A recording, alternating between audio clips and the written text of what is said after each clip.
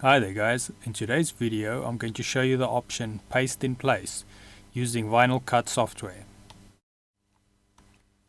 Today's video can be found on softwaretraining.co.za.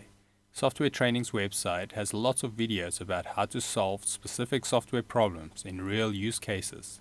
New videos uploaded daily. Okay, now once we're in VinylCut, and let's say we have these glasses, then we want to start by making sure we've got a copy of it so we can actually paste it. But now if we paste, we will notice that it is off-centered. Let's delete this one. Let's say we wanted to make these glasses with a drop shadow or something. So let's take them, they're already copied. We go to our style panel, go to style, and we put shadow blacked out. Then you'll see now they're solid and they've got a bit of a border.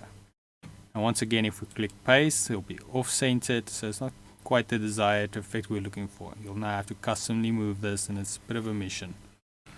Otherwise, what we can do is we delete that again, and we go on top here to edit, and then we look for paste in place. Shortcut Control-Shift-V. Now we can see that it has pasted it nicely over the original copy. Well, thank you for watching this video.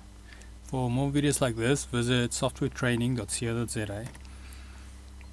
You can easily navigate by a software name, version, and select the topic you would like to watch. You search the challenge you're facing.